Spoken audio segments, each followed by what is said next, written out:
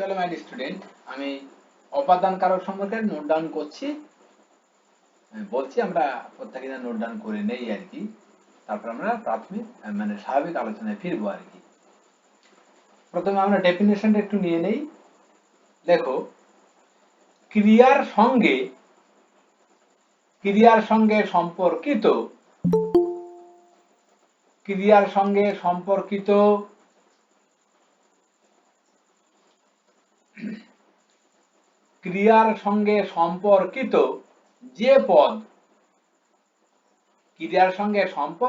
যে পদ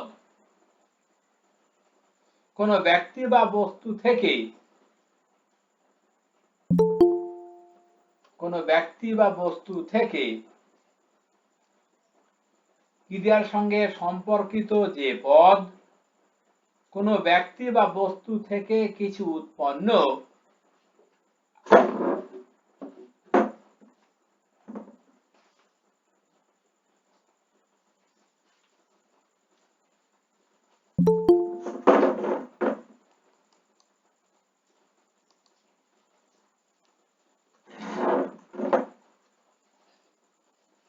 আবার বলছি, একটু নোট ডাউন করি আমরা। যে অপাদান কারকের ডেফিনেশনটা বলছিলাম এমনই যে ক্রিয়ার সঙ্গে সম্পর্কিত যে পদ কোন ব্যক্তি বা বস্তু থেকে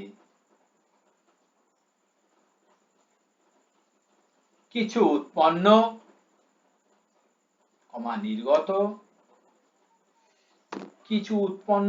নির্গত, পতিত,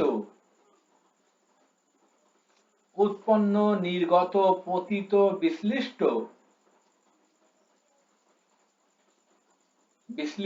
ভীত, গৃহীত,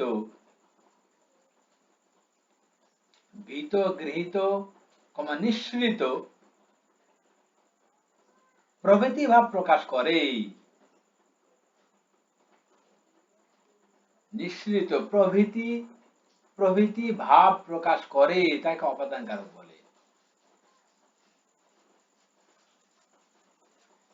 প্রভৃতি ভাব প্রকাশ করে তাকে অপাদান কারক বলে।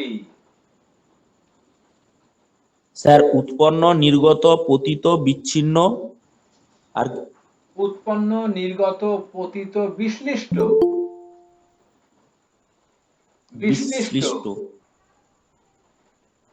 ভীত, গৃহীত, নিঃসৃত প্রভৃতি ভাব প্রকাশ করে তাকে অপাদান কারক বলে। প্রভৃতি ভাব প্রকাশ করে তাকে অপাদান কারক বলে। হয়েছে? পরের পয়েন্টে আমরা আসছি অপাদান কারকের নেক্সট পয়েন্ট, অপাদান কারকে অনুসর্গ আর বিভক্তি। এটা পয়েন্ট আউট করি, তারপর আমরা নোট ডাউন করব। অপাদান কারকে অনুসর্গ আর বিভক্তি লিখব। অপাদান কারকে সাধারণত হতে, চেয়ে, থেকে, প্রত্যেকটা ইনভার্ট কমার মধ্যে রাখবে। অপাদান কারকে সাধারণত হতে, চেয়ে, থেকে, অপেক্ষা প্রভৃতি অনুসর্গ ব্যবহৃত হয়। পূর্ণচ্ছেদ দিয়ে বিশেষ ক্ষেত্রে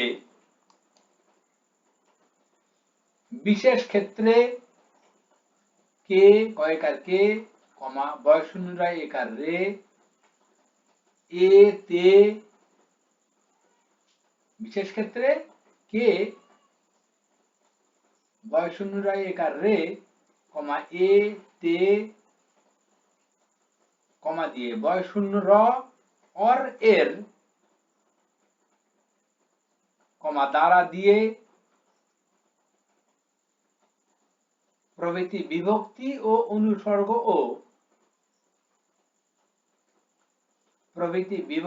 ও অনুসর্গ ব্যবহৃত হতে পারে।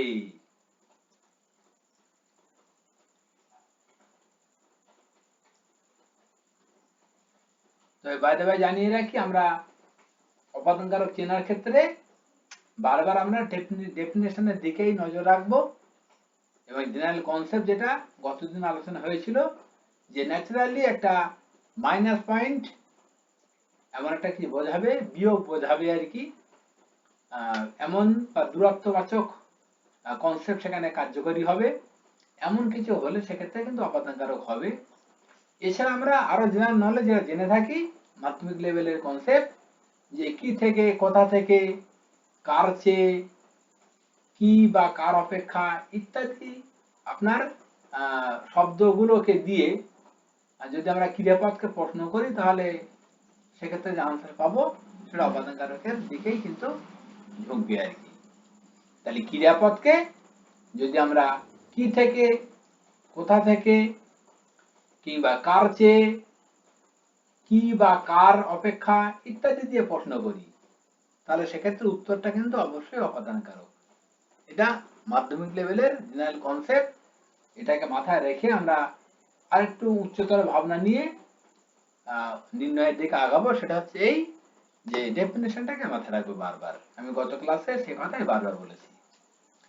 এবার আমরা একটু তাকে দেখবো যে গঠন ও প্রয়োগগত দিকের বিচারে অপাদান কারককে আমরা কতগুলো আবার শ্রেণীতে বিভক্ত করতে পারি।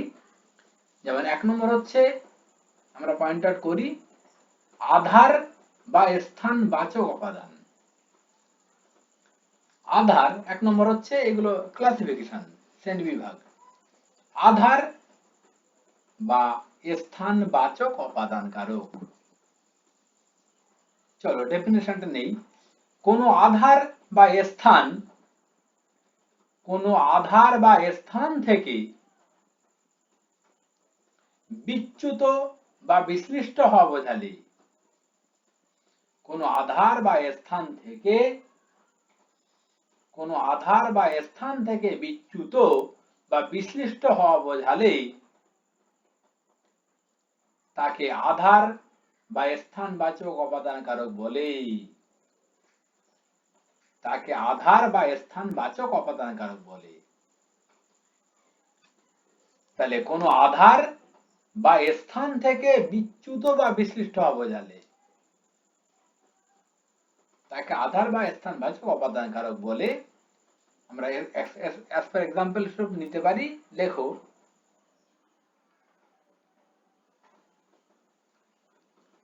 গাছ থেকে পাতাটি খসে পড়লো। গাছ থেকে পাতাটি খসে পড়লো। এখানে গাছ থেকে এটুকু চক আউট করো, খুব পরিষ্কার দেখো, এখানে গাছ থেকে দ্যাট মিন্স একটা প্লেস বোঝাচ্ছে আর কি, ছিল পাতাটি সেখানে সংযুক্ত কিছু পূর্বে বা কিছু মুহূর্ত আগে, কিন্তু সে এখন সেখান থেকে কি হচ্ছে, খসে পড়ছে, দ্যাট মিন্স বিচ্যুত হচ্ছে। তাহলে সেই গাছের কাণ্ড বা শাখা প্রশাখার সঙ্গে পাতা এখন কি হলো, বৃন্তচ্যুত হলো, দ্যাট মিন্স অনেকটাই কি এখানে বিচ্ছেদ বা মাইনাস পয়েন্ট এলো আর কি, বিয়োগের কনসেপ্ট এখানে কার্যকরী হলো। কিন্তু যেহেতু এটা স্থান কেন্দ্রিক বা আধার কেন্দ্রিক একটা বিষয়ের মধ্যেই পড়ছে, তাই এটা আমরা অবশ্যই কি আধার বা স্থান বাচক অপাদান কারক বলতে পারি। চলো আমরা পরেরটায় আসি আর কি। সেকেন্ড হচ্ছে অবস্থান বাচক অপাদান কারক। অবস্থান বাচক অপাদান কারক।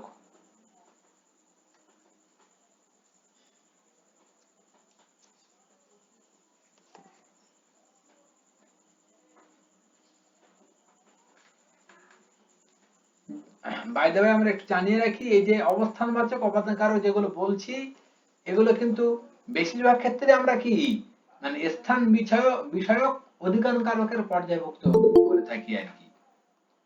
অর্থাৎ যেগুলোকে আমরা অবস্থানবাচক অপাদান কারক বলে চিনবো, আসলে সেগুলো ম্যাক্সিমাম ক্ষেত্রে আমরা কি দেখি, যে আপনার এগুলো আসলে স্থান বিষয়ক অধিকরণ কারকের মধ্যেই পড়বে আর কি। অর্থাৎ স্থান বিষয়ক অধিকরণ কারক যখন আমরা আলোচনা করব, তখন এই ভাগটি অনেক বেশি সেখানে আমরা পাবো আর কি। ঠিক আছে, একটু আমরা উদাহরণ দিয়ে একটু বুঝে নেওয়ার চেষ্টা করি, তাহলে আরো বেশি পরিষ্কার হতে পারবো। লেখো, ছাদ থেকে ঘুড়ি ওড়াচ্ছি।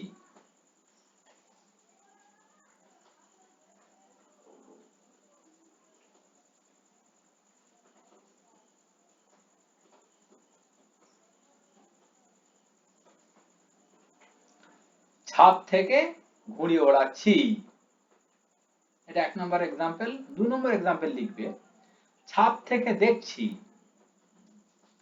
ছাদ থেকে ঘুড়ি ওড়াচ্ছি 1 নম্বর। 2 হচ্ছে, সেকেন্ড হচ্ছে ছাদ থেকে দেখছি।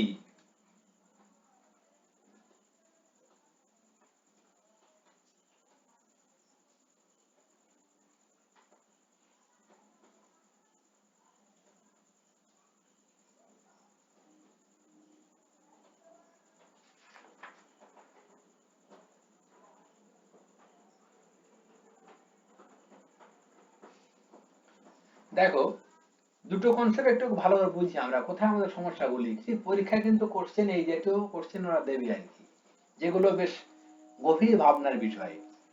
আমরা যে বারবার ডেফিনিশনের কথা কেন বলছিলাম, এই সমস্ত জায়গাগুলোতে সমস্যা তৈরি হবে। দেখো দুটো উদাহরণের পাশাপাশি রাখলাম, ছাদ থেকে ঘুড়ি ওড়াচ্ছি একটা, আর ছাদ থেকে দেখছি একটা। একটু ভালো করে খেয়াল করে দেখি, লেখো। আমি আগে বিষয় ডিকটেট করি, তাহলে পরিষ্কার হতে পারবে। লিখবে এক্ষেত্রে কর্তা নির্দিষ্ট অবস্থানে, এক্ষেত্রে কর্তা নির্দিষ্ট অবস্থানে স্থিত আছে। ছাদ থেকে ঘুড়ি ওড়াচ্ছি যে কর্তা, দেখো সে দাঁড়িয়ে আছে। আবার ছাদ থেকে দেখছি কর্তা, সেও কি স্টিল দাঁড়িয়ে আছে। তাহলে আমরা কি দেখছি, যে ক্ষেত্রে কর্তা সে নির্দিষ্ট অবস্থানে স্থিত, দ্যাট মিন্স স্ট্যান্ড, দাঁড়িয়ে আছে। অর্থাৎ কর্তার কি স্থান বিচ্যুতি ঘটেনি, কর্তা তো দাঁড়িয়েই, তাহলে বিচ্যুতি কোথায়? অর্থাৎ কর্তার স্থান বিচ্যুতি ঘটেনি। নির্দিষ্ট অবস্থানে, নির্দিষ্ট অবস্থানে কর্তা স্থিত থাকায়, মানে দাঁড়িয়ে থাকায় আর কি, নির্দিষ্ট অবস্থানে কর্তা স্থিত থাকায় এদের অবস্থানবাচক অপাদান কারক বলে। এদের অবস্থানবাচক অপাদান কারক বলে।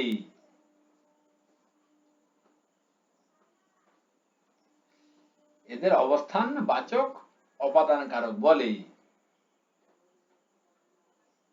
আর স্থানবাচক, আর স্থানবাচক অপাদানে, আর স্থানবাচক অপাদানে কর্তার স্থান বিচ্যুতি ঘটে।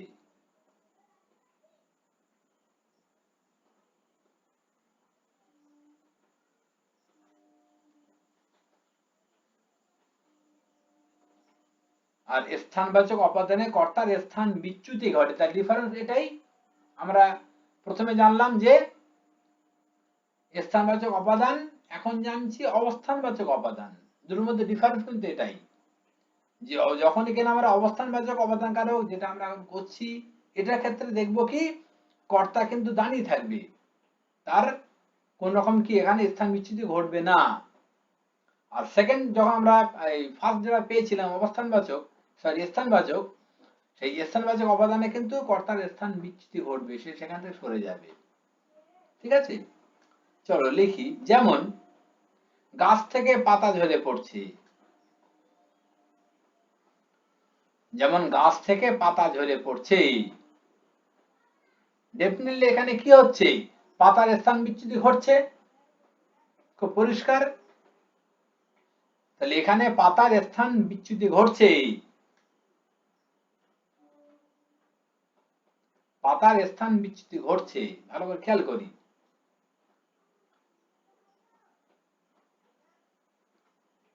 এবার লিখি পাতা কিন্তু এখানে কর্তা নয়।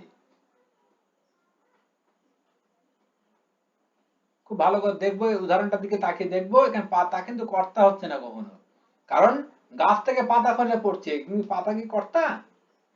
তা তো মোটেই নয় আর কি। পাতা কিন্তু এখানে কর্তা, এই সরি আমি তো উল্টো বলছি আর কি। পাতা যদি নিজে খসে পড়ছে তাহলে পাতায় তো কর্তা হবে ঠিকই।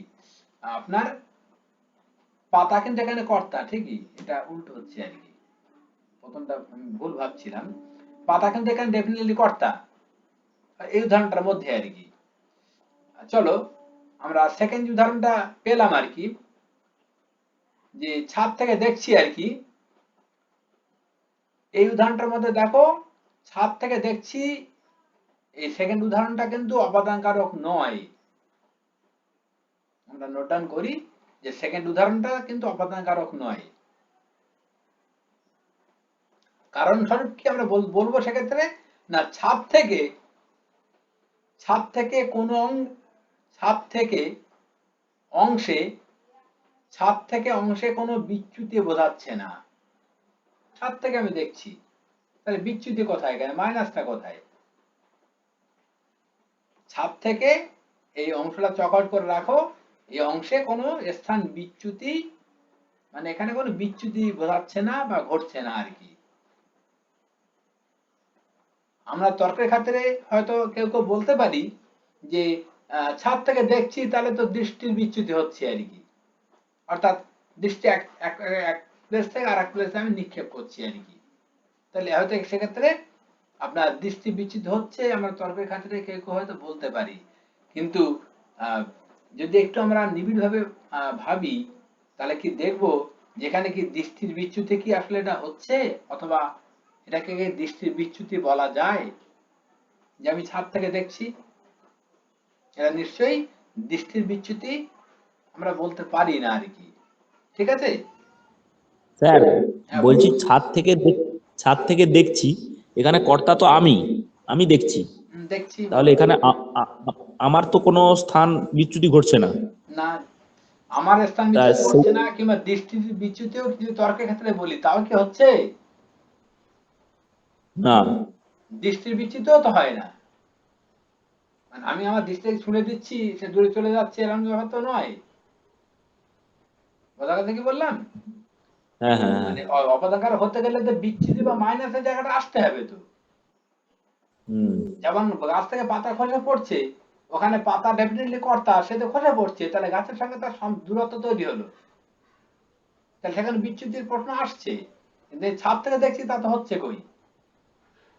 বোঝা গেছে কি বললাম? হ্যাঁ হ্যাঁ। এবারে দেখো এখানে আরেকটু আমরা যদি তলিয়ে ভাবি, ব্যাপারটা তর্ক বিতর্ক কোন জায়গায় আসছে আর কি। একটু দেখো এখানে কিন্তু একটা কর্মপদ আছে, ছাদ থেকে দেখছি, সে কর্মপদটা এখানে প্রেজেন্ট আছে? কি দেখছি তা তো নেই। এই সেন্টেন্সটা তাকাই, না ছাদ থেকে না। দেখছি কিন্তু কর্মপদটা তো উজ্জ্ব, হুম কি দেখছি তা উত্তর তো নেই। সে কর্মপদটা কি বিচ্ছিন্ন অবস্থায় রয়েছে কিন্তু এখানে, মানে উজ্জ্ব কর্মপদটা কি বিচ্ছিন্ন অবস্থায় রয়েছে, এই ভাবনাটা কিন্তু চলে আসছে। মানে পাশাপাশি এটা আসছে, এটা একটু আমি ভাবাচ্ছি আর কি।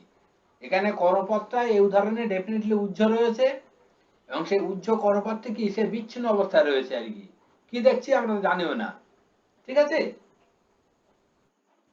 স্যার হ্যাঁ বলো। বলছি এটাকে অবস্থানবাচক অবদানকারক কি বলা যাবে?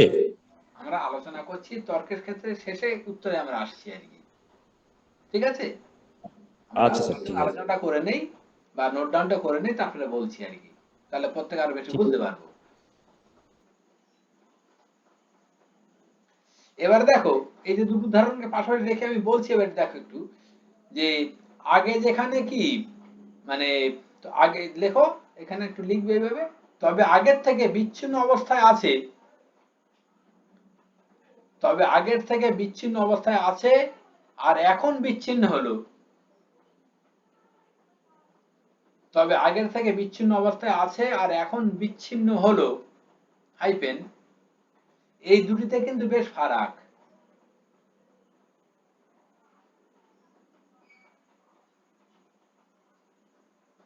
ঠিক আছে?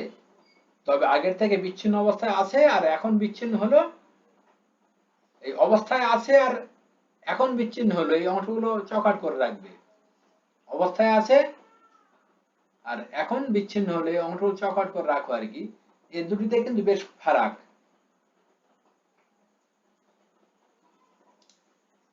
হলো। অর্থাৎ সেক্ষেত্রে আমরা কি দেখছি, যেখানে মানে বিষয়টা কি ভীষণ অস্পষ্ট আর কি, ভীষণ গোলমেলে বিষয় আর কি। তাই আমাদের মতে এ ধরনের উদাহরণগুলি অধিকরণকারক হওয়াই শ্রেয়। এ ধরনের উদাহরণগুলি অধিকরণকারক হওয়াই শ্রেয়। সিদ্ধান্তে কোন দিকটা আনছি দেখো এবারে। মানে একটু তর্কের ক্ষেত্রে দেখছি আমরা যে আপনার এ ধরনের উদাহরণগুলি বারবার আমরা কি, যতই এখানে হইতে থেকে চেয়ে থাক না কেন অনুসর্গ, এগুলো কিন্তু অধিকরণের দিকেই ঢুকবে, অবদান কারকের দিকে নয়। আমরা খোলা চোখে দেখে বলবো অনেকেই যে এখানে থেকে আছে তো, তাহলে অবদান কারক মেরে দেই, এটা অবদান কারক উদাহরণ হবে আর কি, বা এক্সাম্পল হবে, আমরা অপশন করে বেরিয়ে আসবো। কিন্তু আসলে একটু ভাবো, সেক্ষেত্রে দেখো এগুলি কি অধিকরণ কারকের দিকে কিন্তু যাবে আর কি। ঠিক আছে। তবে টোটাল বিষয়টার মধ্যে কি আছে, একটা অস্পষ্টতা কিন্তু রয়ে গেল, একটা ধোঁয়াশা রয়ে গেল, মানে দড়ি টানাটানি থাকবেই আর কি।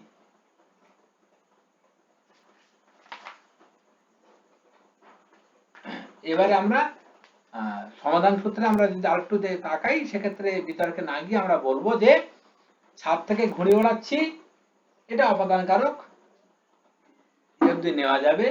কিন্তু আপনার হচ্ছে দ্বিতীয় উদাহরণটার ক্ষেত্রে কিন্তু বেশ সমস্যা। ছাদ থেকে দেখছি, এটা কিন্তু আপনার অপাদান কারকের দিকে নিয়ে যেতে অনেকটা কষ্ট হচ্ছে আর কি। ছাদ থেকে ঘুড়ি ওড়াচ্ছি, ছাদ থেকে দেখছি, আপাত বিচারে কিন্তু কি সমস্যা তৈরি হচ্ছে। তবে 1 নম্বর উদাহরণটাকে অপাদান কারকের দিকে তবু আমরা নিয়ে যেতে পারি আর কি। অর্থাৎ বিতর্কের জায়গা থেকে দাঁড়িয়ে এর আসল উত্তর সমাধান করা বেশ মুশকিল, অধিকরণ কারকের দিকে যাওয়াই সঙ্গত বলে আমার মনে হয়। তারপর আমি প্রথম উদাহরণটাকে অন্তত কি আপনার যেহেতু এখানে কর্মপদটা প্রেজেন্ট আছে, সেই বিচারে আমি এটাকে অন্তত পক্ষে কি অপাদান কারক দিকে নিয়ে যাচ্ছি, কিন্তু সেকেন্ডটার দিকে আমার অন্তত মত নেই। এবারে মনোজ বলো, কি বলছো?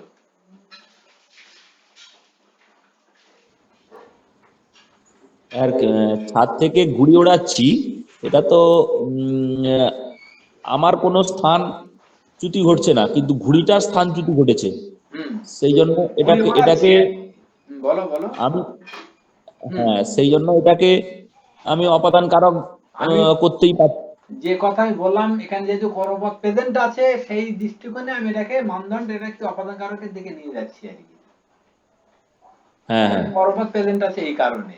সেকেন্ড উদাহরণে কিন্তু সেটা পেলাম না, আমার সেটা হ্যাঁ, অনুমান হ্যাঁ, সাপেক্ষ আর কি। কি ওড়াচ্ছি তার কিন্তু কি দেখছি তার পরিষ্কার নয়, হ্যাঁ, হ্যাঁ, হ্যাঁ, অনুমান ঠিক। সাপেক্ষের উপর ডিপেন্ড করে আমি অপাদান কারকে নিয়ে যাবো, এটা বেশ জটিল বিষয় আর কি। হুম, হুম। বলো। হ্যাঁ, হ্যাঁ, এই জন্য এই দ্বিতীয় উদাহরণটাকে অপাদান কারক আহ, বলা সঙ্গত নয় বলে মনে হয়। আমি ফেলতে প্রথম, চাইছি না আর কি, আপাত বিচারে দুটোই কিন্তু অপাদান কারক আমি বললাম, হুম, ঠিক যেহেতু, আছে। কিন্তু হ্যাঁ, তারপরে গিয়ে আমি আরেকটু আপনার বিতর্কের অবসান ঘটানোর জন্য আমি একটা অপাদান, প্রথমটা অপাদান কারক ফেললাম, সেকেন্ডটাকে অধিকরণের দিকে রাখলাম। হ্যাঁ, বলো, বিতর্ক কারা আছে বা কে বলতে পারি, সমস্যা হ্যাঁ, আছে? প্রথমটা, হ্যাঁ বলো। প্রথম প্রথমেরটা যেটা, ওটা তাহলে স্থানবাচক অবদান কারক হবে না অবস্থানবাচক অবদান কারক হবে? ওটা তো অবস্থানবাচকই হবে, কর্তা কারণ তো কর্তা, স্থূত, মানে এই যে ডিফাংশনে বলে দিলাম, আমি কি বলেছি, হ্যাঁ, স্থানবাচকের ক্ষেত্রে কি ঘটবে, ও কর্তার স্থান বিচ্যুতি ঘটবে। মানে স্থানবাচকের ক্ষেত্রে স্থান মানে যদি কর্তার নির্দিষ্ট, স্থান, হ্যাঁ আমি যেটা একটু আগে বলে গেলাম আর কি, যে স্থানবাচক মানেই সেখানে স্থান বিচ্যুতি আসবে। হ্যাঁ, আর অবস্থান আর, বাচকে কি হবে, স্থির দাঁড়িয়ে থাকবে। হ্যাঁ, এই হচ্ছে দুটোর মধ্যে ডিফারেন্স, সূক্ষ্ম ডিফারেন্স।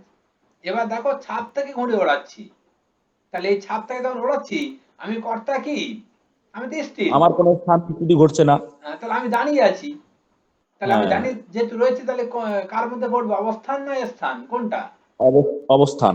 অবস্থান, পরিষ্কার। তাহলে এটা অবস্থান বাচক অবদান কারক, মানে সূক্ষ্ম বিচারে গেলে এই দুটোর মধ্যে হুম, ডিফারেন্স বুঝতে হবে, মানে শব্দটা খুব কাছাকাছি, স্থানবাচক অবস্থানবাচক, কিন্তু ডিফারেন্স আছে কর্তার অ্যাঙ্গেলে আর কি। একটা ক্ষেত্রে কর্তা কর্তার মানে স্থানবাচক যখনই আসবে তখন কর্তার স্থান বিচ্যুতি ঘটবে, অবস্থানবাচকের ক্ষেত্রে ঘটবে না। অবস্থান মানুষের ধর্মঘট করার মতো আর কি, সেখানে স্টিল নাও দাঁড়িয়ে থাকবে অথবা বসে থাকবে। এইটা একটা মাথায় রাখলে আমাদের কিন্তু অন্তত পক্ষে বিষয়টা নিতে সুবিধা হবে। ধর্মঘটের প্রসঙ্গটা মাথায় রাখো, যে গান্ধীমূর্তি পদ্ধতি ধর্মঘট করছে তার সেখানে কি প্রত্যেকেই স্টিল নাও। আর স্টিল নাও দ্যাট মিন তারা কি অবস্থান স্থান, মনে হচ্ছে কোনটা অবস্থান অবস্থান অবস্থান, অবস্থান করছে বলেই তো অবস্থান বাচক, স্থান বাচক তো নয়। কোথায় দাঁড়িয়ে আছে সেটা বড় কথা নয়। গান্ধীমূর্তি পাদদেশ না আপনার কলকাতা ময়দান মাঠ, কোনটা পরিষ্কার নয় আর কি, সেটা বিচার্য নয়। হলো বিষয়টা খুব জটিল বিষয় আর কি, ছোট ছোট জিনিস কিন্তু এই ক্ষেত্রে আসে আর কি। চলো আমরা পরের টপিক আসি। হ্যালো স্যার, হ্যাঁ আমি বলো। সুজিত বলছি। তা আমার মাথায় ঢুকছে না। ঢুকছে না? না স্যার, আমি তো কোথায় অন্য, কোথায় কোথায় ক্লিয়ার নয় বলো। আমি ধরতে পারছি না ব্যাপারগুলো। মানে ছাদ থেকে ঘুড়ি ওড়াচ্ছি, ঘুড়ি ওড়ানোর কাজটা ছাদে থেকে সম্পন্ন হলো। বলে যাও বলে যাও, শেষ করো, বিতর্ক হোক না, অসুবিধা নেই, বলো। কাজটা সম্পন্ন করছে আর কি কর্তা, হ্যাঁ, সেটা তো অধিকরণ কারক হওয়ারই কথা। আমি কিন্তু এখানে প্রথম স্যার উদাহরণে নিয়ে গেলাম এগুলি অধিকার করে হয় শ্রেয়, আমি কিন্তু বলে গেছি এটা হচ্ছে আদর্শ উত্তর। শ্রেয় কথা মানে নিশ্চয়ই বুঝতে পারছো আর কি। হ্যাঁ স্যার, আমি এরকম তো মাথায় আসছে, ওই জন্য আমি বললাম আর কি। না না নিশ্চয়ই, কেন বলবে না, আমি তো উত্তর প্রথমে বলে গেছি এটা এই উত্তর হওয়া শ্রেয়। অর্থাৎ ওইখানে কিন্তু আমি অ্যাজ এ বিচারক হিসেবে তার মানে কলম আমি নোট ডাউন করে দিয়েছি এটা হওয়া শ্রেয়। এবারে আমার শ্রেয়টা হয়তো নেবে না অনেক ক্ষেত্রেই, হলো সেক্ষেত্রে আমি একটু হলো আপনার বিতর্কের জায়গায় গিয়ে আরেকটু সরলীকরণ করলাম আর কি, যেহেতু কর্মপদ প্রেজেন্ট আছে সেই বিচারে আমি বলছি এটাকে অধিকারক করা যায়, এই অপদানকারক করা যায়, বা এটা হয়তো অপদানকারক বললে কোনো অসুবিধা নেই, নেওয়া যাবে পরের সেকেন্ড সিদ্ধান্তে বা সেকেন্ড চয়েসে। কিন্তু মানে সাতটায় ঘুরে বেড়াচ্ছে এটা কখনোই অপদানের দিকে আমি আনতে পারছি না। আমি শ্রেয় কথা বলার পরে গিয়ে কিন্তু এবারে ফার্স্ট চয়েস সেকেন্ড চয়েস আমি আসছি আর কি। সুজিত এবার বলো। হ্যাঁ স্যার, ঠিক আছে। হয়েছে? চলো আরেকটু আমরা হ্যাঁ আরেকটু নোট ডাউন করি, আলোচনা শেষ নাই, এগুলো জটিল বিষয়। ছোট ছোট জায়গাগুলি যখন আসবে তখন খুব সমস্যা তৈরি হবে আর কি। চলো আমি আরেকটু বিতর্কের জায়গাগুলো নোট ডাউন করে রাখি, তাতে অনেক কাজে আসবে, লিখবে এগুলো আমরা আসলে গভীরভাবে ভাবি না আর কি, কিন্তু ভাবতে হবে যেহেতু সার্ভিস ওরিয়েন্টেড পড়া আর কি। লেখো 1 নম্বর লিখবে, 1 নম্বর একটা মানে ক্লু বা কিছু নোট ডাউন করে রাখো পয়েন্ট ওয়াইজ 1 বা 2 করে, 1 দিয়ে লিখবে অপাদান কারকে কর্তার ভূমিকা গুরুত্বপূর্ণ নয়। এটা কিন্তু আরেকটা কনসেপ্ট, ডেফিনেশনের মধ্যে ডেফিনেশনে এই সমস্ত ভাবনাগুলি নেই, কিন্তু কিন্তু আমাদের জানতে হবে বৃহত্তর স্বার্থে অপাদান কারকে কর্তার ভূমিকা গুরুত্বপূর্ণ নয়, অপাদান ভাবতেই মূল কথা, অপাদান ভাবতেই মূল কথা, এটা কিন্তু মাথায় রাখবো। তাই কর্তার স্থূত তাই কর্তার স্থূত বা বিচ্যুতিহীনতাকে গুরুত্ব দিয়ে তাই কর্তার স্থূত বা বিচ্যুতিহীনতাকে গুরুত্ব দিয়ে অবস্থানবাচক শ্রেণী নামের কোনো প্রয়োজন নেই। তাই কর্তার স্থূত বা বিচ্যুতিহীনতাকে গুরুত্ব দিয়ে অবস্থানবাচক শ্রেণী নামের কোনো প্রয়োজন নেই।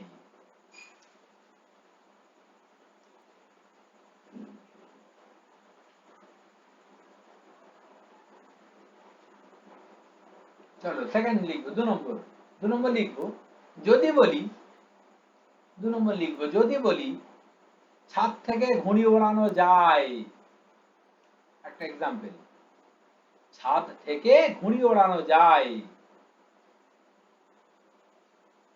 হলো আইপেন দিয়ে লিখবো। দেখো এই সেন্টেন্সটা খেয়াল করে দেখো, এই সেন্টেন্সে নির্দিষ্ট কোনো কর্তাই তো নেই। ছাদ থেকে ঘুড়ি ওড়ানো যায়, কে যায়, কে করে ঘুড়ি ওড়ায়, কর্তার তো কোনো উল্লেখ নাই, নির্দিষ্ট কোনো কর্তাই নেই। তাই এটা কিন্তু ডেফিনেটলি কি একটা অনলি ফর নির্দেশক সেন্টেন্স, নির্দেশক বাক্য মাত্র। দেখো সেন্টেন্সটা গঠন পাল্টে দিলাম, ছাদ থেকে ঘুড়ি ওড়ানো যায়, এই সেন্টেন্সে নির্দিষ্ট কোনো কর্তাই নেই, তাই এটা আমরাকে এই সেন্টেন্সটাকে আমরা নির্দেশক বাক্য বলেই মানবো বা জানবো। দেখি যেখানে কর্তাই নির্দিষ্ট নয়, যেখানে যেখানে কর্তাই নির্দিষ্ট নয় সেখানে তার অবস্থানকে, সেখানে তার অবস্থানকে গুরুত্ব দেওয়া কি মানে থাকতে পারে, মানে এই উদাহরণের রেসপেক্ট আমি বলছি আর কি। যেখানে কর্তাই নির্দিষ্ট নয় সেখানে তার অবস্থানকে গুরুত্ব দেওয়ার কি মানে থাকতে পারে, কোশ্চেন মার্ক দাও। দ্যাট মিন্স কোনো মানে নেই, তার অবস্থানকে কোনো এখানে প্রসঙ্গই আসছে না, কারণ কর্তাই যেখানে ঠিক নয় আর কি। তাছাড়া আরেকটু উদাহরণ লিখি, ছাদ থেকে লাফিয়ে পড়লাম, ছাদ থেকে লাফিয়ে পড়লাম, এটা একটা উদাহরণ। স্যার তার অবস্থানের লাইনটা একটু বলুন না। আমি বাংলাটা বানিয়ে বলছি, কিছুটা আপনার ওই জন্য সেকেন্ড বার রিপিট করা মুশকিল। কি বললাম যে যেখানে কর্তা নির্দিষ্ট নয় সেখানে তার অবস্থানকে গুরুত্ব দেওয়ার কি মানে থাকতে পারে, কোশ্চেন মার্ক, দ্যাট মিন্স কোনো মানে নেই। হলো, চলো আমরা আবার একটু লিখি। তাছাড়া পরের সেন্টেন্স, ছাদ থেকে লাফিয়ে পড়লাম, চলো আরেকটা সেন্টেন্স, ছাদ থেকে ঘুড়ি ওড়ে, ছাদ থেকে ঘুড়ি ওড়ে। দেখো দুটো সেন্টেন্স কথা বললাম, লিখি এবার নিচে, এ দুটি বাক্যের কর্তা নিয়ে আগে পরিষ্কার হতে হবে, এ দুটি বাক্যের কর্তা নিয়ে আগে পরিষ্কার হতে হবে।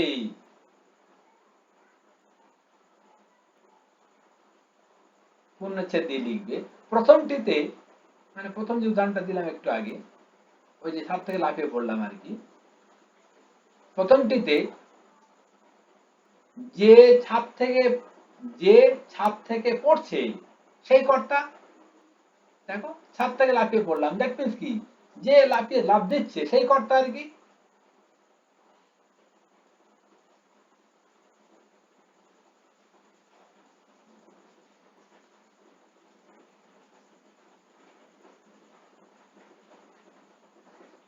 আর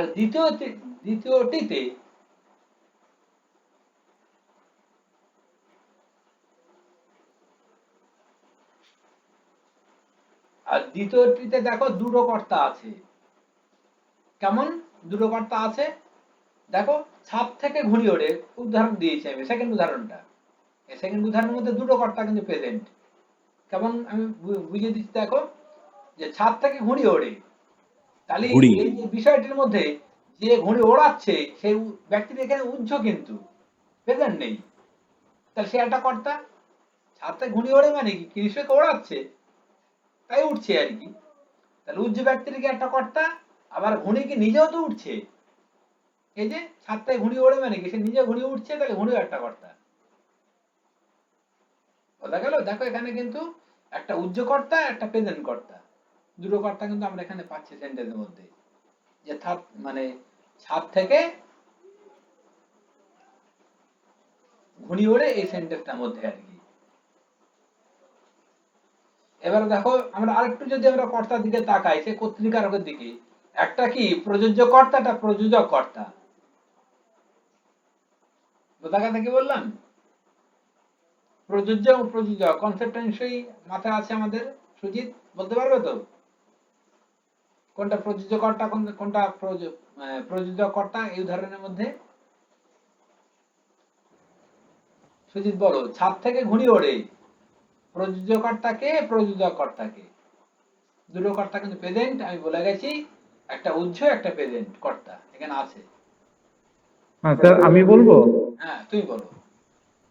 কাছাকাছি ছাদ থেকে ঘুড়ি ওড়ে, যে ঘুড়ি ওড়াচ্ছে সে প্রযোজক কর্তা আর ঘুড়ি প্রযোজ্য কর্তা।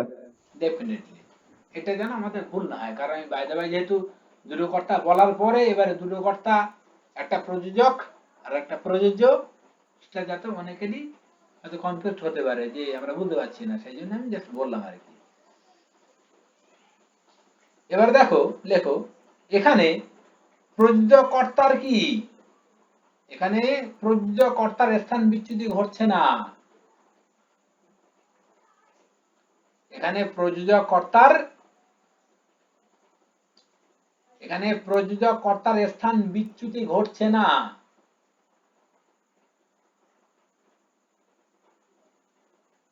কারণ প্রযোজকর্তার সাথে প্রেজেন্ট নেই, তার স্থান বিচ্যুতির প্রসঙ্গও তো এখানে নেই, সেটা এখানে নেই, তাহলে তার স্থান বিচ্যুতির, সে স্থান থেকে সরে যাচ্ছে, এই জায়গাটা তো আসার প্রশ্নই নেই এখানে। তাহলে প্রযোজকর্তার স্থান বিচ্যুতি ঘটছে না যেমন, তেমন কি সেক্ষেত্রে গুরুত্বপূর্ণ নয়। খুব গুরুত্বপূর্ণ কিসে, এই সেন্টেন্সের মধ্যে দেখো, ছাদ থেকে ঘুড়ি ওড়ে, তাহলে এখানে প্রযোজকর্তা যে যে মানে ওড়াতে সাহায্য করছে, তার কি এখানে ভূমিকা কিন্তু খুব গুরুত্বপূর্ণ না আর কি, এই সেন্টেন্সে সে অনেকটা অপ্রাসঙ্গিক আর কি। আমরা এটুকু বুঝতে পারছি। আর আর পাশাপাশি কি দেখছি, যে প্রযোজকর্তা যে ঘুড়ি, তার কিন্তু স্থান বিচ্যুতি ঘটছে, কারণ ওই যে আপনার ছাদ থেকে ঘুড়ি ওড়ে, তাহলে সে তো উঠছে, এক প্লেস থেকে আর প্লেসে চলে যাচ্ছে সরে সরে বারবার ওড়ার ক্ষেত্রে, বায়ুমণ্ডলের কারণে আর কি। তাহলে তার স্থান বিচ্যুতি কিন্তু আমরা বারবার দেখবো এবং সেটা প্রত্যক্ষ দেখবো আর কি। আর যেহেতু এখানে স্থান বিচ্যুতি ঘটছে, তাহলে আমরা বারবার কি দেখবো, যেখানে অপাদানের ভাবটি কিন্তু কি, অপাদানের যে ভাব সেটা কিন্তু চলে এসছে। এবং আমি একটু আগে কনসেপ্টে বলে গেলাম যে অপাদান কারকে কর্তার ভূমিকা কিন্তু কি গুরুত্বপূর্ণ না, বরং অপাদানের ভাবটাই মূল কথা। দেখো এখানে কিন্তু স্থান বিচ্যুতির প্রসঙ্গ চলে এলো, দ্যাট মিন্স অপাদানের একটা কনসেপ্ট, একটা মুড বারবার এখানে কিন্তু আমরা প্রকাশ পেলাম, কর্তা নয় বরং স্থান বিচ্যুতি হচ্ছে, ঘুড়ি ছাদ থেকে উঠছে, এবারে দেখো ঘুড়ি বারবার সরে সরে যাচ্ছে এক জায়গাতে আর এক জায়গায়, পূর্ব থেকে পশ্চিমে, পশ্চিম থেকে পূর্বে, উত্তর থেকে দক্ষিণে। তাহলে এখানে তার স্থান বিচ্যুতিটা বড় কথা না ঘুড়িটা বড় কথা, কোনটি? সুজিত বলো। হ্যাঁ স্যার, এবার আমার কাছে ক্লিয়ার হয়ে গেছে বিষয়টা। বোঝা গেছে? হ্যাঁ এখানে স্যার। ঘুড়ি বড় কথা নয়, তাহলে অপতঙ্গারক হবে না, কারণ অপতঙ্গারকের কনসেপ্টই কিন্তু কি স্থান বিচ্যুতি। তাই আমরা যখন ঘড়ির দিকে তাকিয়ে আছি বটে, তবে আমরা ভাবটা নেব কি, যে ঘড়ি উঠছে, ওই ভাবটা নাও। আরে কবিত্ব কাকে কিভাবে আসে, এইভাবেই তো আসে। সাহিত্য কি, রবীন্দ্রনাথের সাহিত্য পড়ো, বুঝতে পারছো না? বর্ষবাদলের দিনে আপনার কোন একটা কি বলা যেতে পারে, হরিণ নয়না নারী হেঁটে যাবে আর কি, তার ভাবটা নিয়েই তো কবিতা আসবে, কবিত্ব আসবে। সে হেঁটে যাচ্ছে সেই বড় কথা না সেই ভাবটা বড় কথা, কোনটি? সে হাঁটছে। কিংবা রবীন্দ্রনাথ বর্ষা কবিতা পড়ো, সেখানে দেখো যে আপনার সেই নারীটি চুল এলিয়ে দিচ্ছে আর কি, তার চুলের মধ্যে দিয়ে কৃষ্ণ আভা আসছে, এবং তার সঙ্গে রবীন্দ্রনাথ অনুরূপী ভাব সাজুজ্যকে জুড়ে দিচ্ছেন। তাহলে সেই নারীর মানে দেহ সৌষ্ঠব কিংবা তার চুলের বিনুনি, সেগুলো বড় বিষয় নয়, ওগুলো একটা অ্যাজ ফর এক্সাম্পল একটা কনসেপ্টকে নিতে সাহায্য করছে। আসলে ওইটাকে দেখে রবীন্দ্রনাথ আরো চলে গেলেন, কিংবা কবিত্বের ওটাই, কবিরা আরো বৃহত্তর জগতে চলে যান, ভাবনার জগতে। সেখানে কিন্তু ওই নারী বা ওই প্রকৃতির দৃশ্যটা কিন্তু আর মুখ্য হয়ে দাঁড়ায় না, মানে খুব বেশি মুখ্য বলছি, খুব বেশি প্রধান হয়ে দাঁড়ায় না, ওটাকে নিয়ে কবি আর থেমে থাকেন না, চলে যান বৃহত্তর ভাবনার রাজ্যে। কালিদাস চলে গেছেন আর কি, মেঘের রাজ্যে চলে গেছেন, ভাবনাতে চলে গেছেন, সাহিত্য উঠে আসছে। তাহলে বাস্তব এবং নিঃস্ব মানে মনোজগতের মানস রস বা কল্পনা রস এগুলো মিলেমিশেই সাহিত্য। তাই সেখানে ওই বাস্তবটা কিন্তু খুব বেশি প্রধান হয়ে ওঠে না, গুরুত্বপূর্ণ হয়ে ওঠে না, বরং ওই বাস্তবের দ্বারা মনের জগতে যে ভাবনার রস এলো বা মানুষ জগতে যে ভাব কল্পনা এলো সেটাই বড় কথা। তাই ভাব কল্পনাটাই কিন্তু ওখানে সাহিত্য, আসলে বাস্তবটা সাহিত্য নয়। ঠিক অ্যাজ ফর এক্সাম্পল আমাদের অবদান কারক, আমি কিন্তু একটু কোন রকম আপনার গল্প বলছি না বা কোনো শ্লীল অশ্লীলতার জায়গায় আমি যাচ্ছি না। আসলে সাহিত্য মানে এই জায়গাটা রয়ে গেছে বারবার, শ্লীল অশ্লীল জায়গাটাতে বারবার থেকে যায়, বিতর্ক খুব আসেই আর কি। আমরা বারবার সাহিত্যে এই ধরনের মানে ছবিগুলো এলেই অশ্লীল বলে অ্যাকচুয়ালি আমরা দাগিয়ে দেওয়ার চেষ্টা করি। আসলে শ্লীল অশ্লীল শব্দটা মানি আমরা জানি না। যদি একটু আমরা পিছন দিকে তাকাই, শ্লীল শব্দটা এসছে আসলে শ্রী থেকে, ভাষাতত্ত্বিক বিচার বলে আর কি। তাহলে যা কিছু শ্রী সৌন্দর্যময় তাই আসলে কি পরবর্তীকালে শব্দের রূপান্তরের মাধ্যমে হয়ে গেছে মানে শ্লীল, এবং তার সঙ্গে আমরা অযোগ করে দিয়ে অশ্লীল করে দিচ্ছি আর কি। আসলে বিষয়টি সৌন্দর্য সবটাই সাহিত্যের দৃষ্টিকোণে, আমরা সেটাকে অনেকটা শরীর কেন্দ্রিক করে ফেলে তাকে শ্লীল অশ্লীল জায়গায় নিয়ে যাই। শিল্পী সাহিত্যিক তারা যদি এই ক্ষুদ্র ভাবনা নিয়ে থাকতো দেহকেন্দ্রিক, তাহলে সাহিত্য রচনা করতে পারতো না। আসলে এটা আমাদের ছোট ছোট ভাবনার ফলে আমরা জিনিসটাকে ওইভাবে ক্ষুদ্র অর্থে নিয়ে ফেলি এবং খারাপ জায়গায় নিয়ে যাই, মানে শ্লীল অশ্লীলের সংজ্ঞায় আমি চলে গেলাম। এবং সেখান থেকে আসলে অবদান একটা বোঝাচ্ছি আমি বারবার একটা রিকোয়েস্ট করছি, কোনো খারাপ কনসেপ্টের আমি এখানে কথা বলছি না বা সেটা প্রোভাইড করার উদ্দেশ্যও না আর কি। আমি জাস্ট অবদানকারক কি বোঝানোর জন্য ওই কল্পনা উদাহরণ একটু ফিরিয়ে এলাম, যে কোনটি মুখ্য কোনটি মুখ্য নয়, এটা যেন আমাদের মাথায় থাকে অন্তত পক্ষে। তাহলে অবদানকারক ক্ষেত্রে আরো বেশি কি হবে, পারফেক্টলি উত্তর করা যাবে আর কি।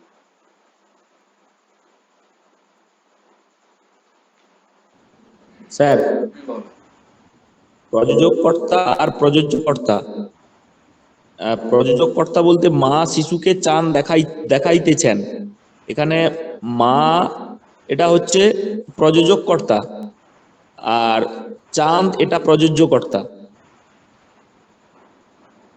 বলো তোমার প্রশ্ন কি, বলো। এটা ঠিক হয়েছে তো, মানে যেটা বললাম? সেটা আপনার তুমি নিজেই কি কথা কনফিউজ হচ্ছ কি, প্রযোজ্য আর প্রযোজক এই ডেফিনেশনটা কি তোমার ক্লিয়ার নয়? না, আরেকবার বললে ভালো হয়।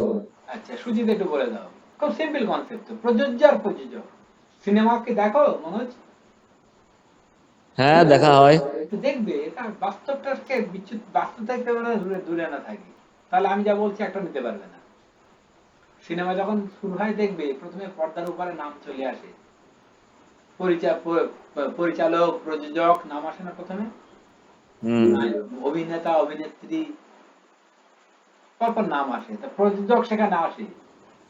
এই ব্যাপারটা কি, প্রযোজক মানে কি?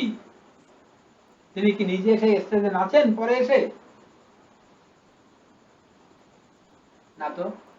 প্রযোজক কখনো নাচে? আমরা আমির খানকে দেখছি, শাহরুখ খানকে দেখছি, তারা নাচে।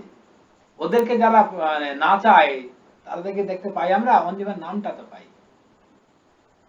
তার মানে কি তারা পর্দার অন্তরাল থেকে অর্থ বলে হোক ক্ষমতা বলে হোক তারা নাচাচ্ছে, বাংলা কথা আর কি। হলো? তাহলে যে বা যারা নাচাবে পিছন থেকে তারাই কি সব প্রযোজক। প্রযোজক। আর যারা তাদের তালে তাল দিয়ে নাচতে বাধ্য হবে বা নাচবে, প্রযোজ্য। এবার পরিষ্কার হয়েছে? হ্যাঁ স্যার, এবারে প্রশ্ন। সিনেমা নিয়ে বলো, সংজ্ঞা টঙ্গা রাখো আর কি। গ্রামার আমি বারবার বলেছি যে আমি এই জিনিসটা শিখেছি, আমার যে নতুন ব্যাকরণ বই আসছে সেখানে ব্যাকরণ বই আমি উৎসর্গপত্র সেটাই লিখেছি আর কি, সুজিতকে আমি দিয়েছিলাম, সে সুজিত জানে আর কি। সেখানে কিন্তু আমি বারবার এই প্রাপ্তি স্বীকার করেছি আর কি, যে আমি আসলে শিখেছি আমার যে গুরুদেব তার হাত ধরে, এবং সেখানে অবশ্যই তিনি বারবার আমাদের এই কথাগুলি বলতেন আপনার, যে ব্যাকরণ নিজে ওয়ান কাইন্ড অফ সায়েন্স, বাস্তব থেকে বিচ্যুত নয়, বাস্তব রিলেটেড। তাই বাস্তবটাকে নাও, বাস্তবের সঙ্গে ব্যাকরণটাকে পড়ো, দেখবো অনেক বেশি কি হবে, ব্যাকরণ বুঝতে সুবিধা হবে। তা না হলে সমস্যা তৈরি হবে আর কি। আমি যার কারণেই বারবার, হয়তো অনেক ক্ষেত্রে মনে হতে পারে স্যার প্রসঙ্গ থেকে বাইরে চলে যাচ্ছে কেন, কেন সিনেমার কথা আসবে, কেন শ্লীলশীল আসবে, কেন রবীন্দ্রনাথ চলে আসবে বা অন্যান্য প্রসঙ্গ আসবে। আসলে ওগুলো বলতে হবে আমাকে, না হলে ব্যাকরণটা দিতে পারবে, মানে তোমাদেরকে দিতে পারবো না, বা তোমাদের ক্ষেত্রে অনেক বেশি অনেক বেশি জটিল মনে হবে, অনেক বেশি কঠিন মনে হবে। সংজ্ঞার মধ্যে যা বলা আছে সবটা তো ওইভাবে নিলে হবে না, তোমাকে বাস্তবের সাথে মিলিয়ে নিতে হবে। পড়ছি তো আমি, তাহলে আমি যদি আমার ব্যবহারিক জীবনের সঙ্গে রিলেটেড করে না নেই, তাহলে তো সেটা আমার কাছে অনেক বেশি মাত্র উপর দিয়ে যাবে না।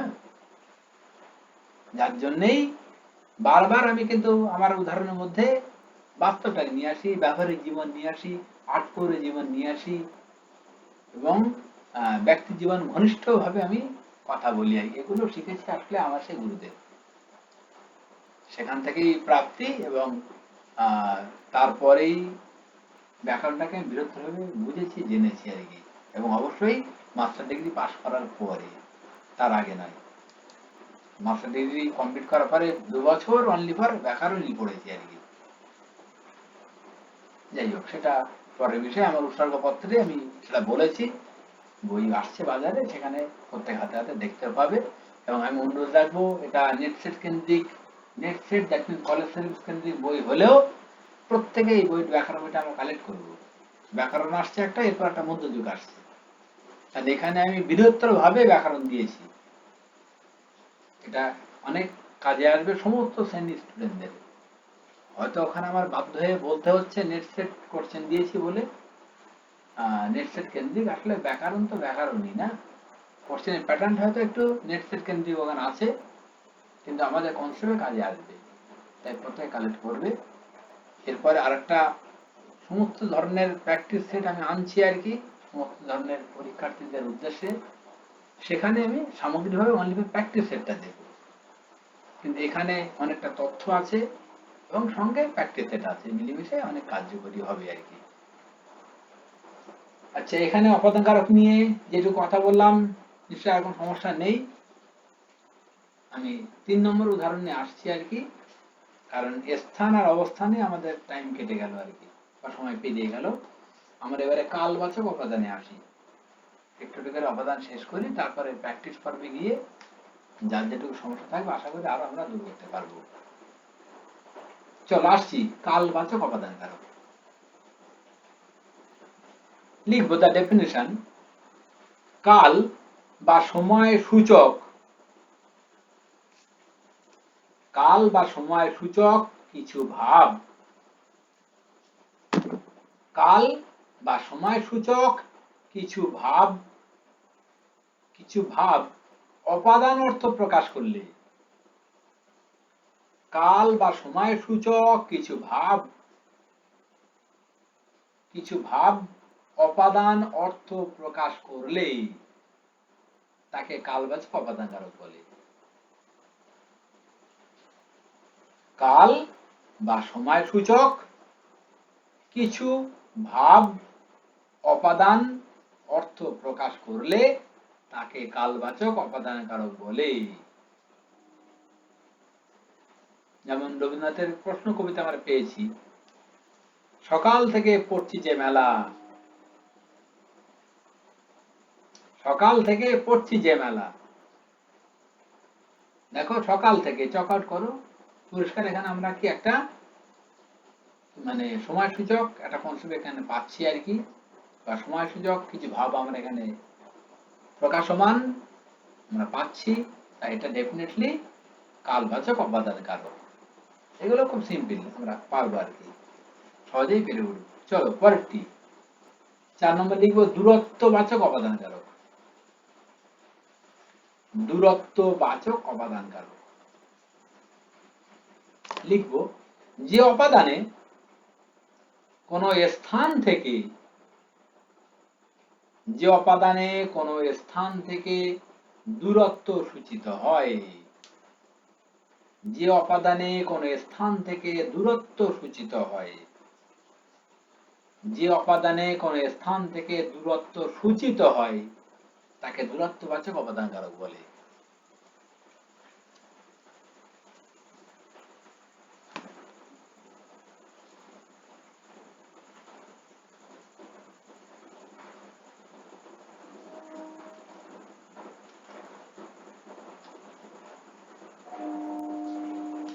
যদিও আমরা বাইরে বাইরে জেনে রাখবো এটা কিন্তু স্থানবাচক অপাদানের মধ্যেই অনেকটা পড়ছে আর কি, বা পড়বে, কারণ এখানে যে দূরত্বের প্রসঙ্গটা আসছে এবং সেখানে বারবার স্থানটা উঠে আসবে, তাই এটা কিন্তু অনেকটাই স্থানবাচক অপাদানের মধ্যেই পড়বে আর কি। চলো লিখি, চলে চলে যাবে, চলে যাবে এখান থেকে কয়েক কিমি দূরে, চলে যাবে, চলে যাবে এখান থেকে কয়েক কিমি দূরে। এখান থেকে চক আউট করো। আর একটু উদাহরণ নেই, ঠাকুর পুকুর থেকে, সেকেন্ড উদাহরণ, ঠাকুর পুকুর থেকে অনেকখানি পথ যেতে হবে আরো, ঠাকুর পুকুর থেকে অনেকখানি পথ যেতে হবে আরো।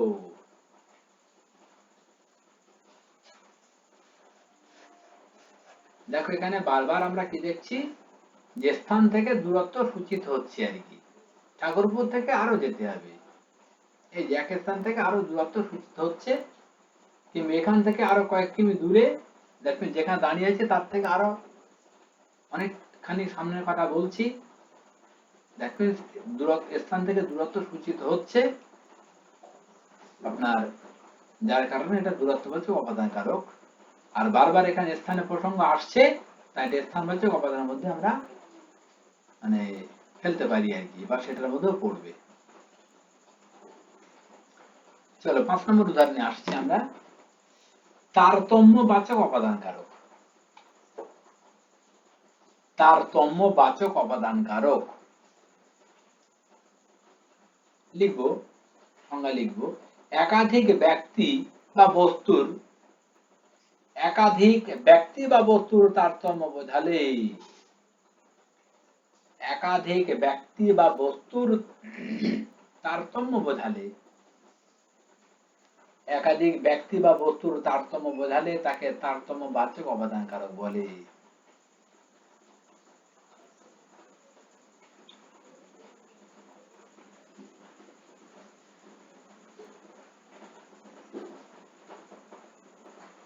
হয়েছে, উদাহরণ নেই, শোভন পল্টু অপেক্ষা লম্বায় বড়,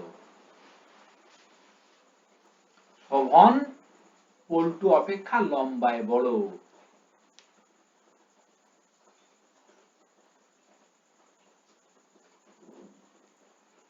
কিংবা আরেকটু উদাহরণ নেই, একতলা অপেক্ষা, একতলা মানে ফার্স্ট ফ্লোর, একতলা অপেক্ষা দোতলাই অনেক নিরাপদ, একতলা অপেক্ষা দোতলাই অনেক নিরাপদ। একতলা চক আউট করো। দেখো এখানে ব্যক্তি বা বস্তুর মধ্যে বারবার আমরা তারতম্য দেখছি, একটা এটার থেকে ওটা বেটার, এই যে ব্যাপারটা, নদীর এপার কহে ছাড়ে নিঃশ্বাস, ওপারের সর্বসুখ আমার বিশ্বাস। দেখো তারতম্য। চলো আমরা পরে 6 নম্বর উদাহরণে আসি, অসমাপিকা ক্রিয়ারূপী অপাদান। অসমাপিকা ক্রিয়ারূপী অপাদান কারক।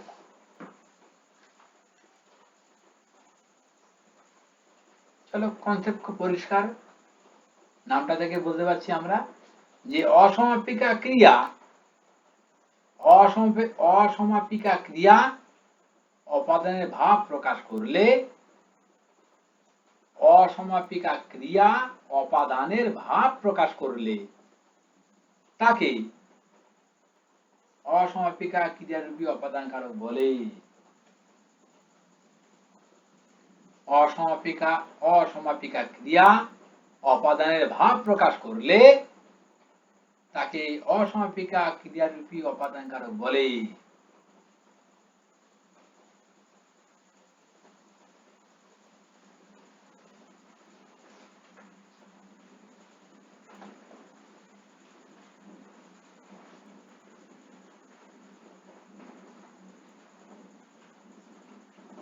চলো উদাহরণ নেই আমরা।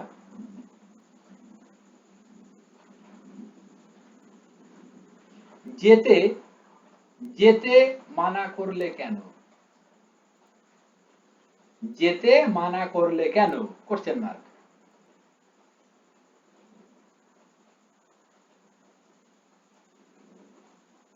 কিংবা আরেকটু উদাহরণ নেই, বিপ্লবীরা বিপ্লবীরা মরতে ভয় পেত না।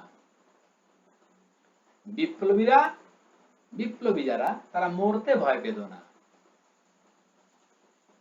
দেখো এখানে একটু আমরা খেয়াল করি, যেতে দ্যাট মিন্স কি? যাওয়া থেকে। তাহলে যেতে দ্যাট মিন্স এটা ডেফিনেটলি কি? অসমাপিক ক্রিয়া হলো। আবার দেখো এই যাওয়া থেকে, তাহলে আমরা ব্যাখ্যা করলে আমরা যেতে মানে যাওয়া থেকে বুঝবো আর কি। আবার ঠিক মরতে, বিপ্লবীরা মরতে, মরতে মানে কি? মরণ থেকে। চলিত প্রয়োগ মরতে, মরণ থেকে দ্যাট মিন্স এটাও কি? অসমাপিক ক্রিয়া। এই অসমাপিক ক্রিয়া কিন্তু কি হচ্ছে বারবার? এই মরণ থেকে, যাওয়া থেকে, দ্যাট মিন্স কি? অপাদানের ভাব প্রকাশ করছে এই অসমাপিক ক্রিয়াগুলি। তাই এটা ডেফিনেটলি অসমাপিক ক্রিয়ারূপী অপাদান কারক।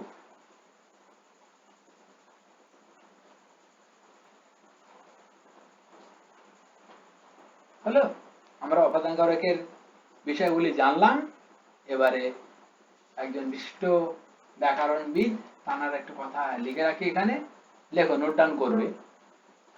আচার্য রামেন্দ্র সুন্দর ত্রিবেদীর মতে,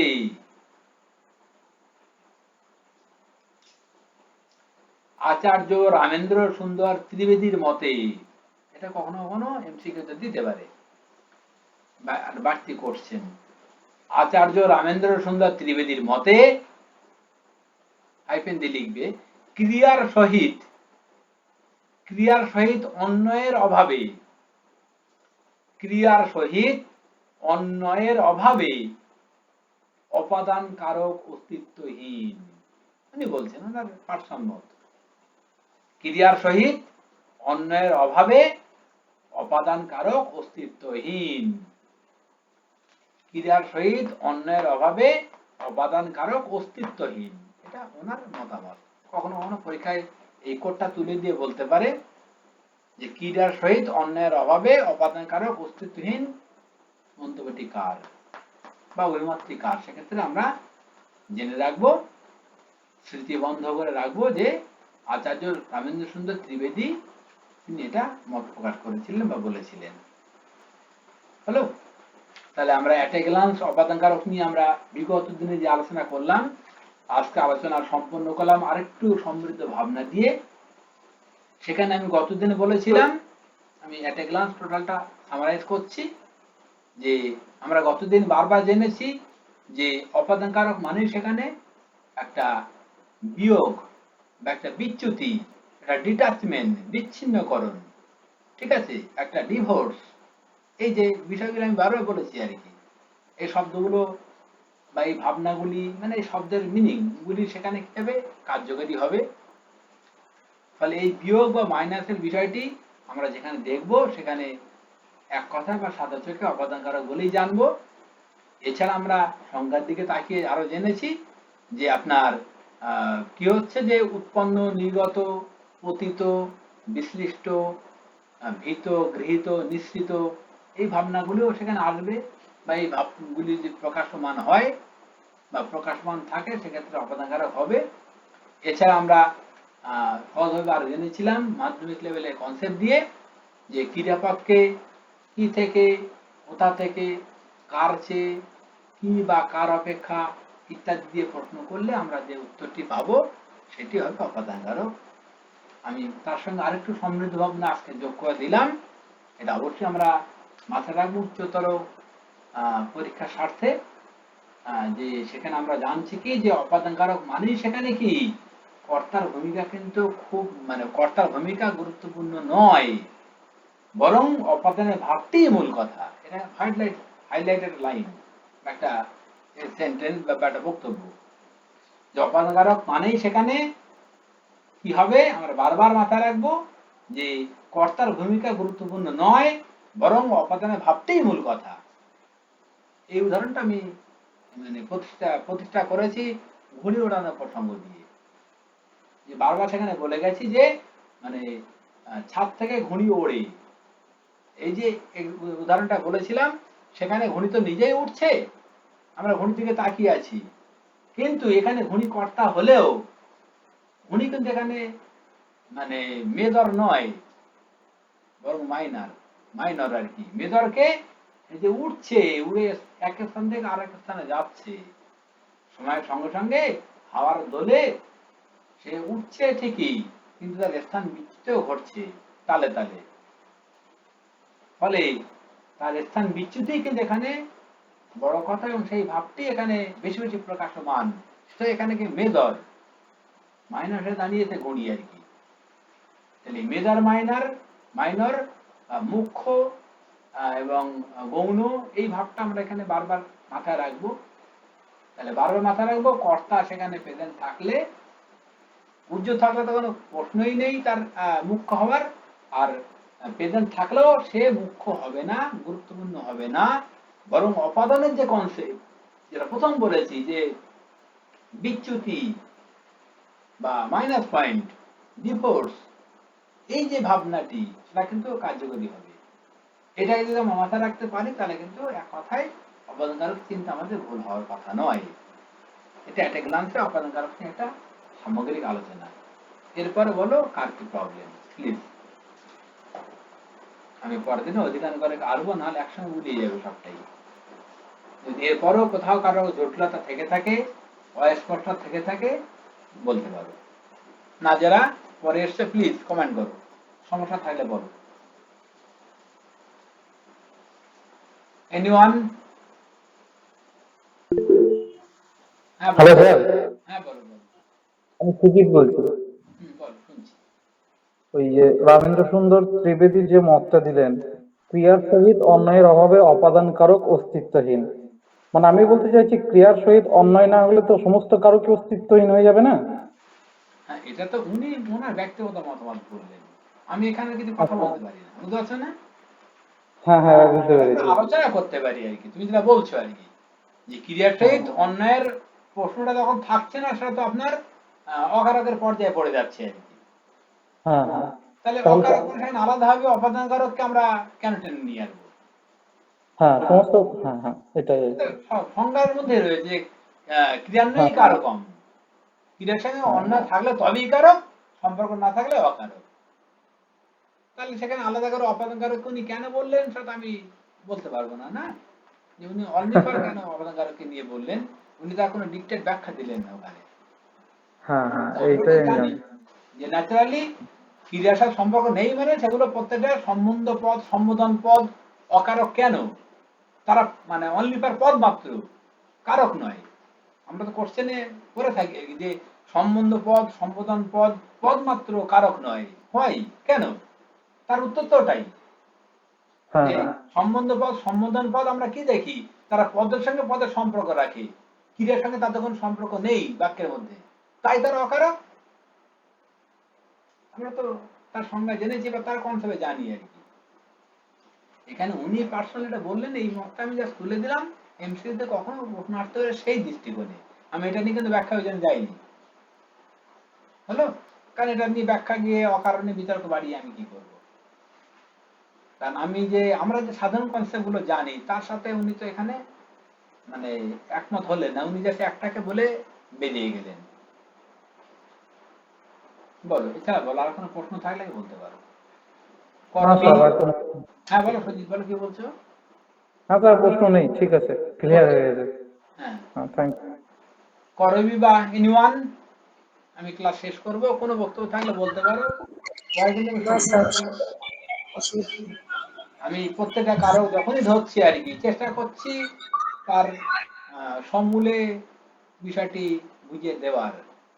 এরপরে কারো নির্ণয় আসলে কিন্তু চেষ্টা করবো আমি 90% আনসার তোমাদের থেকে রাইট হোক আর কি, এটা আমি আশা করবো। তারপরে যদি বলো যে না স্যার হচ্ছে না, পাচ্ছি না, তাহলে নিজেদের মানে সদিচ্ছার অভাব, সেটাই বুঝবো আমি। কারণ আমার সদিচ্ছার এখানে কোনো ঘাটতি নেই, আমি চেষ্টা করছি যতদূর সময় সরলীকরণ করে তোমাদের ভাবনার দ্বার প্রান্তে পৌঁছানো, সহজ কথা আর কি। তার জন্য আমি সমুদ্র উদাহরণ নিয়ে যাচ্ছি, কোনো আমি সীমা রেখা মানছি না। এবং আমার পার্সোনাল ক্লাসগুলোতে আমি আরো অনেক বেশি, যে বা যারা প্রেজেন্ট হয় জানে, অনেক বেশি আরো অনেক ক্লোজ উদাহরণ দিই, অনেক ক্লোজ কথা বলি। কারণ সেখানে সচক্ষে থাকলে অনেক বেশি আন্তরিকতা আসে, অনেক কথা ওপেনলি বলা যায়। কিন্তু এখন অনলাইনে আছি, আমাকে অনেকটা হলেও কি বাক্যবন্ধ ভেবে বলতে হচ্ছে, খুব সহজ কথা। কিন্তু পাঠ্যের আদান প্রদান করতে গেলে অনেক বেশি কি মানে ছাত্র শিক্ষার সম্পর্ক ক্লোজ হওয়া উচিত, না হলে ভাবনার আদান প্রদান হয় না, শিক্ষার আদান প্রদান হয় না আর কি। কিন্তু তবু আমরা অনেকে ঘরের পরিবেশে আছি, অনেক বাধ্যবাধকতা থেকে যায়, সমস্যা থাকে, আমি সেগুলো মান্যতা দিয়েই মাথায় রেখেই কথা বলছি। সেক্ষেত্রে হয়তো ওই জন্য একটু কথা বুঝতে অসুবিধা হতে পারে, তবু আমি চেষ্টা করছি যতদূর সম্ভব ধরিয়ে দেওয়ার। যার যেখানে সমস্যা থাকবে মন খুলে কথা বলবে, কোনো অসুবিধা নেই। যত বিতর্ক হবে তত জ্ঞান বাড়বে। ঠিক আছে? এনিওয়ান কোনো প্রবলেম? আমি ক্লাস শেষ করছি তাহলে।